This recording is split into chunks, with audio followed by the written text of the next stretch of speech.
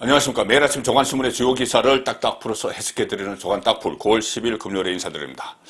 윤석열 검찰총장 시절에 손준성 대검 수사정보정책관이 이 국민의힘을 통해서 여권의 유력 인사들을 좀 고발을 해달라 이렇게 사주했다는, 청탁했다는 그 의혹이 지금 대선판을 흔들고 있죠. 대선판을 흔들고 있는데 지금 관련자들이 하나 둘씩 모습을 나타내고 있습니다. 모습을 나타내고 그동안 배열에 쌓였던 인물들도 뭐 본인이 직접 SNS를 통해서 입장을 밝히고 등장을 하고 있고 그런 상황이지만 오히려 그럴수록 지금 더 진실이 가려지고 있는 그런 느낌입니다. 서로 각자 당사자들의 입장이 서로 다르고 주장하는 게 다르고 또 당사자 본인마다 말이 계속 바뀌고 있기 때문에 이 혼선이 더해지는 그런 상황인데, 자, 이런 경우는 대개 뭔가를 감추려고 하고 있기 때문이죠. 뭔가 진실을 감추기 위해서 서로 말도 다르고 각 개인마다 또 계속 말이 바뀌고 우왕좌왕하고 오락가락하고 이런 것은 뭔가 숨기려고 하는 것, 그것이 있기 때문입니다. 자, 그렇다면은 누가 무엇을 숨기려고 하는 것인지 지금 처음에 뉴스버스 쪽이 보도하는 대로 또 여권에서 공격을 하는 대로 윤석열 쪽이 뭔가 그 고발 사주 같은 것을 했는데 그것을 감추려고 하는 건지, 아니면은 윤석열 쪽의 주장대로 정치 공작을 벌인 세력이 그것을 숨기기 위해서 계속 보이지 않는 손이 작동을 해서 말이 계속 바뀌고 서로 입장이 엇갈리고 있는 것인지, 자, 그 부분이 지금 열쇠입니다. 그리고 또 윤석열 쪽이 개입을 했다 그러면은 윤석열이 직접 개입을 했느냐, 아니면은 윤석열을 모르는 사이에 일이 벌어졌느냐, 자, 이런 문제도 또 세부적으로 들어가면 가려야 되고, 또 보이지 않는 손이 작동을 해서 이 정치 공작이 이루어졌다면, 윤석열을 쫓아내기 위해서 정치 공작이 이루어졌다면은 그것의 주체가 누구냐, 여권이냐 야권이냐, 이것부터, 또 여권이라면은 과연 어느 선에서 어느 기관에서 이런 공작을 저질렀는지, 어떤 인물인지 이것도 지금 밝혀져야 됩니다. 자, 이런 사이에 이것이 장기 미제 사건, 미궁으로 들어가면은 일단은 진실이 밝혀지지 않은 상태에서 윤석열 후보가 좀 타격을 받는, 자, 그런 현상이 지금 벌어지고 있습니다. 그래서 이 문제는 빨리 매듭을 짓고, 지금 국민의힘 경선이 본격적으로 시작이 돼서 바로 9월 15일, 지금 며칠 남지 않았습니다. 9월 15일 되면은 8강이 가려지면서 본격적으로 토론도 붙고 이렇게 해야 됩니다. 각 토론도 해야 되는데, 이것이 그대로 가면은 국민의힘 경선판이 온통 이 고발 사주 의혹 이걸로 덮여버리는, 자, 그런 상황이 오기 때문에 아마 그런 상황은 정치 공작을 벌인 쪽에서 원래 기대했던 그런 일인지도 모르는 겁니다. 그래서 이 일에 대해서는 빨리 매듭을 일단락을 지어야 된다. 자, 그런 말씀을 드리면서 오늘 조간신문을 잘 이렇게 행간을 읽어보면은 어느 정도 이 사건의 실체가 좀 윤곽이 잡힐 수도 있다, 그런 생각도 듭니다. 자, 일단 이 한국일보 3면을 보시면은 진실게임 된 3대 의혹 사건, 3대 의혹, 또 세 가지 큰 의혹이 있다, 이것으로 이렇게 한국일보는 정리를 했는데, 이 3대 의혹에 대해서 오늘 조간신문들이 일제히 또 다루고 있습니다. 자, 언론들이 보는 시각이 비슷한 거죠. 자, 세 가지 의혹, 이 세 가지 의혹이 풀리면은 이것도 이 사건의 본질이 드러나게 되겠죠. 자, 고발장 진위, 작년 총선 앞두고 4.15 총선 앞두고 4월 3일 그리고 4월 8일에 각각 그 고발장이 넘어갔다는 거죠. 손준성 정책관에게서 국민의힘 김웅의원에게 갔고, 김웅의원은 선대위로 전달을 했다. 그리고 선대위에서 전달받은 사람이 아마 뉴스버스에 이것을 제보를 했을 거다. 그런데 그 고발장이 몇 가지 좀 허술한 데가 있습니다. 허술한 데가 있기 때문에 그 고발장이 실제로 대검에서 정책관철에서 수사정보정책관철에서 만든 것이냐, 그리고 그 시점이 정말 4월 총선, 작년 4월 총선을 앞두고 만든 것이냐, 사후에 혹시 정치 공작용으로 날조된 것이 아니냐, 자, 그런 의심이 있는 겁니다. 그 다음에 제보자 실체, 조성은 씨, 지금 제보자로 지목이 돼 있죠. 그런데 본인이 제보자가 아니라고 했다가, 또 아니라는 말을 못한다고 했다가, 제보자가 뭐가 중요하냐고 했다가, 이렇게 계속 말이 바뀌고 있습니다. 그래서 제보자 실체, 그 다음에 당 개입설, 국민의힘이 그 과정에서 실제로 검찰이 만든 문건을 국민의힘이 검찰에 고발을 하는, 자, 그런 일에 국민의힘이 관여가 됐느냐? 만약에 관여가 됐으면은 또 큰 문제죠. 그런데 이 관여설도 지금 불투명합니다. 그래서 진실 게임이 됐는데, 자, 첫 번째 진실 한번 살펴보죠. 고발장에 들어갈, 고발장 내용을 자세히 보면은 고발장에 들어갈 수 없는 내용들이 포함되어 있습니다. 시점상으로. 그래서 윤석열도 기자회견에서 당일 알려지지도 않았던 한동훈 실명이 고발장에 들어갔다. 자, 그런 이야기 제가 한번 설명을 드린 적이 있습니다. 그래서 국민일보는 이것을 일면 톱 기사로 분석을 하고 있습니다. 4월 3일, 작년 4월 3일 고발장에 4월 3일 고발장을 만들었으면은 그때까지 있었던 일을 써야 되죠. 그런데 4월 3일 이후에 일어난 일들이 들어가 있다. 미스테리죠. 그러면은 이것은 사후에 작성됐다. 이렇게 봐야 됩니다. 알려지지도 않았던, 확인되지도 않았던 내용들이 고발장에 들어갔다면은 정치 공작을 위해서 그때 마치 총선을 앞두고 민감한 시점이고, 최강욱 그 의원이 막 고소고발하고 한 그런 시점이기 때문에 그때 이것을 고발 청탁, 고발 사주를 했다고 정치 공작을 하기 위해서 이 고발장을 사후에 만들었다. 뭐 최근에 만들었다. 이렇게 볼 수가 있다는 거죠. 자, 이 4월 3일 오후 4시 19분에 손준성 보냄, 이래서 20쪽 분량 고발장이 공개가 됐죠. 텔레그램 메신저로 된 그 공개가 됐는데, 이 고발장이 전달된 것이, 그러니까 대검 손준성에게서 김웅에게 전달됐다는 그 보도 내용들을 하면은 그 시점이 작년 4월 3일 오후 4시 19분입니다. 그런데 그 전송 시점 이전에 알기 어려운 내용이 여러 곳에 등장을 합니다. 자, 채널A 사건 제보자 지모 씨 행위를 중심으로 이 고발장이 구성이 됐습니다. 지모 씨가 뉴스타파 그리고 MBC 기자들에게 허위 정보를 막 줘서 윤석열 부부 또 한동훈 검사장을 비방하는 보도가 나가게 했고, 이 고발장 내용입니다. 나가게 했고, 여권 인사들이 이를 학대 재생산했다. 그래서 명예를 훼손했다. 이 고발장 내용입니다.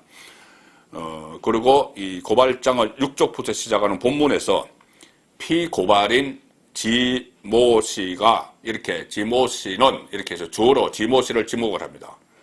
1번 피고발인이 되는 셈이죠. 그런데 실제로 고발을 하는 피고발자 명단에는 지모 씨가 빠져 있습니다. 상당히 허술하죠. 그리고 MBC가 3월 31일부터 사흘 연속 관련 보도를 했습니다. 3월 31일, 4월 1일, 4월 2일. 그런데 4월 3일 바로 고발장이 작성이 됐죠. 그래서 그 시점까지는 상황을 파악하기 어려운 시점이었죠. 지모 씨 그리고 MBC 기자 간의 오간 대화 내용 파악하기 어려웠는데 그런 내용들이 막 들어가 있습니다. 그리고 검찰 수사는 4월 13일 날 시작됐습니다. 근데 4월 3일 날 이 검찰에서 다 파악하고 있는 것도 4월 1일까지 보도가 됐는데, 자, 그런 내용들이 들어가 있고, 가령 조선일보가 4월 3일자 지면에 채널A 사건 제보자가 현 정권 골수 지지자인 지 씨로 확인됐다. 지모 씨로 확인됐다. 첫 보도가 4월 3일에 나왔습니다. 4월 3일 종안에 나왔는데, 이 고발장 표현을 보면은 그 이후 상황도 다 담고 있는 것처럼 읽힙니다. 그래서 4월 3일 일어난 일이 그날 고발장에 들어가는 건 현실적으로 불가능한 일 아니냐. 윤석열도 그렇게 이야기했죠. 또 고발장에는 그날 오전에 최강욱 열린민주당 대표와 유시민 노무현 재단 이사장이 한 발언도 포함됩니다. 오전에 한 발언을 오후에 벌써 고발장을 다 만들어가지고 건넸다. 자, 이렇게 되는 것이죠. 그래서 제가 일전에 소개시킨 설명드린 대로 여기에 대해서는 가령 이런 내용들도 있습니다. 4월 3일 고발장 전달이 손준성에서 김웅으로 됐는데 4월 2일까지 그 MBC가 계속 보도를 하고, 자, 거기에 보면은 그 시점은 지모 씨 실체가 드러나지 않은 시점이고, 대검 안에서 채널A 사건 실제 파악도 안 된 시점이고, 한동훈 실명도 나오지 않은 시점이고, 윤석열이 그때 검찰총장으로 있으면서 4.15 총선에 영향을 미치지 않겠다 하면서 울산시장 선거가 청와대 개입 사건 이런 것도 전부 총선 이후로 미뤄놓은 시점이죠. 본인이 그렇게 밀어놨는데 이 정권과 관련된 이 여권 인사들 수사를 검찰에 하라고 고발을 해달라 이렇게 이야기했다. 이것도 또 앞뒤가 안 맞는 그런 상황이어서 사후에 작성된 것이 아니냐 그런 분석들이 지금 나오고 있습니다. 자, 이것은 첫 번째 이유 고발장 진위 문제 사후에 작성됐을 수 있다 하는 것이고, 자, 제보자 실체.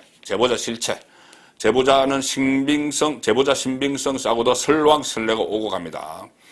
자, 여기 보시면은 제보자에 대한 의구심도 강하게 드러나고, 이 조성은 씨라고 등장을 했죠. 조성은 씨가 등장을 했는데 조성은 씨가 계속 말이 엇갈립니다. 일단 중앙일보 보시면은 어제 본인이 제보자라고 주장하는 인물이 JTBC 인터뷰를 했습니다. 그런데 이 사람이 익명을 했기 때문에 조성은 씨인지 아닌지 이것도 지금 좀 불분명한 그런 상황이지만은 전체 느낌으로 보면은 조성은 씨로 읽혀집니다. 그래서 내가 공익 제보를 했고 김웅 국회의원이 작년에 그때는 후보죠. 김웅이 작년에 대검에 고발장 내라고 나한테 했다. 자, 그래서 내가 공익 신고를 했다. 자, 고발장은 제출 안 됐습니다. 제출 안 됐고 심지어 김웅이 준 자료를 당에는 전달 안 했다. 또 이렇게 이야기합니다. 이 제보자는 본인이 제보자라고 주장하는 사람은. 그리고 내가 뉴스버스에도 그거를 알렸지만 정치 공작과 무관하다 이렇게 주장을 하고, 나는 현재 여야 어느 캠프에도 속하지 않았다. 손준성, 위에 텔레그램 위에 손준성이 보낸 걸로 되어 있는데 검사인 줄도 몰랐다. 자, 이렇게 이야기합니다. 여야 어느 캠프에도 안 속했다. 이 말은 조성은 씨가 본인의 SNS에서도 밝힌 그런 내용이죠. 그리고 김웅 의원이 대검의 고발장을 접수시키라 이렇게 이야기했는데 나는 받은 자료를 당에 전달하지도 않았다. 또 이렇게 이야기하고, 자신이 인터넷 매체 뉴스버스에 알리고 대검의 공익신고자 신청을 한 당사자다. 이렇게 이야기를 했습니다. 자, 그래서 결국은 제보자로 지목된 조성은 씨가 논란을 일으키고 있는데, 그러니까 윤석열 총장 쪽에서는 그러니까 제보를 했는지 안 했는지부터 밝혀라. 뉴스버스에. 조성은 씨는 좀 애매모호하게 이야기를 하고 있습니다. 그냥 윤석열과 김웅이 나를 공격한다. 그래서 내가 법적으로 대응하겠다. 그런데 본인이 제보자인지 이 말을 또 하지도 않고 있습니다. SNS에서는 본인이 제보자가 아니란 걸 또 부인하지도 않았죠. 자신은 제보자도 공익신고자도 아닌데 SNS를 보면은, 글을 읽어보면은 윤석열과 김웅이 사실상 자기를 제보자로 지목했다는 주장으로 이렇게 해석이 됩니다. SNS 글은. 그런데 조 씨가 9일에 어제는 일부 언론과 통화를 하면서 제보자나 공익신고자냐 이렇게 기자가 물으니까 지금 이야기할 수 없다. 또 이렇게 이야기합니다. 상당히 모호한 그런 스탠스를 계속 유지를 하고 있는 것이죠. 그리고 지금 공익신고자 이 부분도 상당히 논란이 됩니다. 아니, 선거용 폭로자도 공익신고자가 되나? 이런 의혹들이 있는 것이죠. 이것이 뭐 검찰에 아니면은 사정기관에 이 불법한, 정의롭지 못한 일을 공익신고한 것도 아니고 선거용 폭로자다. 이렇게 되면은 과연 공익신고가 되느냐? 전현희 권익위원장, 여당 쪽 인물이죠. 처음에는 권한남용은 공익신고 대상이 아니다. 이렇게 발언을 했다가 나중에는 판결문 유출한 것이 맞으면은 공익신고에 해당한다. 또 이렇게 말을 바꿨습니다. 이 판결문, 지모시 판결문이 하나 여기 들어가 있죠. 그 문건 안에. 그리고 또 공익신고를 받아들이는 한동수 감찰부장, 대검감찰부장, 친정권 성향의 대검감찰부장이 또 유임된다고 합니다. 지금 뭐 검찰 인사가 있는 모양인데, 자, 뭔가 어제 김영한 윤석열 캠프의 인재 영입위원장도 이 프로그램에 출연을 해서 뭔가 유기적으로 움직이고 있는 것 같다. 정권 전체가, 정권 사람들 주변에 다 조직적으로 뭔가 움직이고 있는 것 같아. 그렇게 이야기를 했는데, 지금 이 국민권익위원회 입장이 변하고 이 대검에서 이 한동수 감찰부장 또 유임시키고 뭐 이런 이야기들, 또 박범계 장관이 나서서 이것을 윤석열 책임으로 막 몰아가는 듯한 그런 발언을 하고, 여권 대선 주자들도 일제히 윤석열을 공격하고 이런 것을 보면은 유기적으로 뭔가 이루어지는 것 같아. 자, 그리고 또 조성은 씨, 또 어이없는 발언을 또 하나 했습니다. 동아일보 인터뷰에서는 아니, 제보자이고 아니고는 중요하지 않다. 내가 제보자이고 아니고 이것이 왜 중요하냐. 또 이렇게 이야기합니다. 자, 제보자이고 아니고 중요하지 않다. 나를 공익신고자라고 몰아가면서 각종 모욕과 허위사실을 얘기하고 있다. 그렇게 어제 공개 입장문에서 이야기를 했죠. 근데 동아일보하고 어제 통화를 하면서 기자가 당신이 제보자가 맞느냐 이렇게 질문을 했습니다. 여기에 대해서 제보자이고 아니고는 중요한 게 아니다. 그리고 제보자 색출 프레임은 결국 사건을 뭉개려는 것이고 제보와 공익신고를 받는 등 당 운영에 심각한 저해가 생긴다. 이렇게 주장을 합니다. 무슨 의미인지 본인은 알고 이야기를 하는 것인지. 자, 그래서 동아일보가 이 조성은 씨에 대해서 정치 1억을 소개를 합니다. 저도 소개를 드린 적이 있죠. 2014년에 박원순 캠프에 합류해서 정치활동을 시작했고 2016년에 국민의당 비대위원을 지냈고 또 민주평화당 부대변인을 지냈고 작년 총선 앞두고 청년정당 창당을 준비하다가 미래통합당 현재 국민의힘에 합류해서 선대위 부위원장까지 지냈습니다. 자, 이 상황에서 두 번째 의혹은 지금 말씀드린 대로 그 제보자의 신빙성 이런 것이죠. 그리고 세 번째 의혹, 마지막 세 번째 의혹은 이 당 개입설, 국민의힘이 여기 개입을 한다는 건데, 자, 경향신문이 오늘 이런 기사를 썼습니다. 최강욱 고발장 초안, 이 최강욱을 고발을 8월 달에, 작년 4월 달에 작성했던 거는 고발을 안 했고 8월 달에 실제로 고발이 들어갔죠. 그런데 고발장 초안이 국민의힘 정점식 의원을 거쳐갔다. 그래서 국민의힘이 연루 정황이 있다. 정점식 의원은 검사 출신이고 윤석열 총장 그 후보와 가까운 사이죠. 그래서 법률 지원 단장 이런 역할을 맡고 있었는데 총선 때 정점식을 거쳐서 가서 고발이 실제로 됐다. 8월 달에는. 자, 그래서 국민의힘 연루 정황, 그 정점식 의원을 거쳐서 당무감사실을 거쳐서 조상교 변호사, 실제로 이 고발을 한 사람, 그래서 대검에 접수시켰다. 손준성 검사 작성 의혹 4월 고발장과 대부분 내용이 유사하다. 그래서 4월에는 고발 안 했지만은 결국 손준성 검사가 작성한 그것을 가지고 검찰에서 작성한 것을 가지고 국민의힘이 고발을 한 것이 아니냐. 그 의혹을 다시 제기를 하는 겁니다.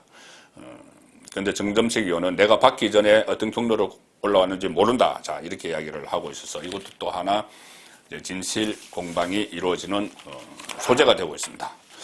이것이 만약에 이 정치 공작, 특히 사후에 이런 것이 날조가 됐다면은 이것은 대선판을 일거에 뒤집어 놓을 엄청난 파급 효과를 미칠 수가 있습니다. 그렇지만 지금 당장은 진실이 밝혀지지 않고 전부 우왕좌왕하고 말을 바꾸고 뭔가 조직적으로 이것을 감추려는 시도가 있고 이런 상황에서 아직까지는 이런 상황에서 윤석열의 지지율은 떨어지고 있습니다. 홍준표가 치고 올라가고 있죠. 자, 석 달 만에 매일경제와 MBN 여론조사입니다. 석 달 만에 1위 내준 윤석열. 야당 1차 컷오프 9월 15일 앞두고 판세가 요동을 치고 있다. MBN 조사 결과입니다. 윤석열 고발 사주, 의혹 후폭풍에 당원, TK에서도 지지율을 까먹었다. 그런데 20대, 30대 지지업은 홍준표가 치고 올라가면서 이재명과 맞대결도 격차가 좁혀졌다. 자, 국민의힘 대선 후보 적합도 조사는 홍준표가 36.5%입니다. 그리고 윤석열이 26.5%, 10%포인트나 차이가 납니다. 물론 역선택 논란은 여전히 있습니다. 그런데 직전 여론조사에서 국민의힘 지지자들만 딱 놓고 보면은 그때 그 직전 여론조사에서 윤석열이 55.4대 홍준표 18.8, 2주 전에 그렇게 됐는데 2주 만에 지금 그 격차가 확 줄었습니다. 윤석열 48.9대 홍준표 34.7, 국민의힘 지지자들 중에서. 그러니 여전히 윤석열이 지지율 1위지만은 2주 만에 격차가 2주 전에는 격차가 36.6%포인트였는데 지금은 14.2%포인트로 줄어들었다. 그래서 위험 신호다. 매일경제는 그렇게 분석을 하고 있습니다. 그래서 홍준표는 여권 지지층에서 강세를 보이고 있다. 그래서 이거 역선택 논란이 일어나는 건데, 그런데 윤석열은 야권서도 이 독주가 흔들한다. 조금 전에 제가 말씀드린 국민의힘 지지자 중에서 윤석열과 홍준표의 격차가 줄어들고 있다. 그 이야기입니다. 홍준표 민주당 지지층에서 35.5% 얻었다. 그런데 윤석열은 불과 4.6%다. 역선택 갈등 재점화할 가능성이 있다. 그겁니다. 자, 어제 이 국민의힘 경선 주자들 무슨 압박 면접 같은 것을 했죠. 압박 면접을 했는데 그 면접이 너무 패널들이 질문하는 패널들이 원래 진보 좌파 쪽의 패널들이 많이 나와서 질문을 했기 때문에 상당히 흠집내기에 주력을 했다. 그래서 이것이 과연 이런 면접이 필요한 것인가? 자, 그런 논란이 일어났습니다. 중앙일보 보시면은 면접관이 홍준표에게 당신 막말을 하니까 지지율 낮은 것 아니냐 이렇게 이야기하니까 홍준표가 면접관 당신은 골수 좌파다 이렇게 받아치는 이런 일까지 벌어졌죠. 그래서 이준석 대표 체제에서 물론 이거 선관위에서 결정을 했지만은 이준석 대표 체제에서 이런 그 이벤트들이 많이 만들어지고 있는데 과연 그것이 국민의힘 입장에서 도움이 될 것인지 그것은 좀 따져봐야 될 문제 같습니다. 국민의힘 이틀간 대선주자 면접. 오늘은 윤석열이 나옵니다. 윤석열이 또 면접관과 그 설전을 벌일 가능성이 있죠. 진중권을 비롯해서 3명이 어제 후보 6명의 송곳 질문을 했다. 자, 그리고 오늘은 나머지 6명이 합니다. 그래서 지금 대선 경선 양쪽이 경선을 하고 있는데 홍준표가 좀 치고 올라오니 이런 말이 있습니다. 무야홍. 이것은 홍준표 쪽에서 적극적으로 전파를 하고 있죠. 무조건 야권 후보는 홍준표. 자, 국민일보 대선구도 흔드는 무야홍 돌풍. 여권도 지지율 상승 경계령. 홍준표에 대한 경계령을 내렸다. 무야홍. 무조건 야권 후보는 홍준표. 홍나땡이라는 말도 있죠. 여권에서 나오는 말인데 홍나땡. 홍준표 나오면 땡큐. 본선 경쟁력이 없다고 보기 때문에 홍준표 나오면 땡큐 이런 말도 있고 또 홍준표 쪽에서는 무야홍 무조건 야권 후보는 홍준표 자 이렇게 이야기하는데 자 민주당은 어후명 어차피 후보는 이재명 또 그런 말이 있습니다. 지금 기권이 많을수록 어후명 이 이야기는 무슨 이야기냐면은 민주당이 지금 순회 경선을 하는데 이른바 그 권리당원들이죠. 권리당원들 투표권이 있는. 근데 권리당원은 친문이 많습니다. 친문이 많은데 친문들이 지금 친문 진영에서 뚜렷한 후보가 나오지 않고 있기 때문에 이재명과는 각을 세우고 있는 친문 진영에서 아예 투표를 안 한다. 투표가 낮을수록 이재명은 유리하다. 친문은 이재명을 안 찍기 때문에 그런 이야기입니다. 이 총선 경선 그러니까 충청도 경선에서 당원 투표율이 불과 49.6%다. 열성 지지자 과반이 기권했다. 미스터리다. 이재명 대세 흐름에 포기했거나 아니면은 모든 후보에 만족스럽지 못하다. 이것을 표현한 것 아니냐. 자, 그런 이야기들이 나옵니다. 오늘 하루도 또 윤석열과 관련된 어떤 새로운 또 이슈들이 터져 나올지도 모릅니다. 그러니 이것이 정치 공작이냐 아니면은 정말 고발 사주냐 이것을 분수령이 될 그런 어떤 근거 자료나 아니면 정언이 또 오늘 중에도 나올지 모르겠습니다. 9월 10일 보내드린 조간딱풀이었습니다.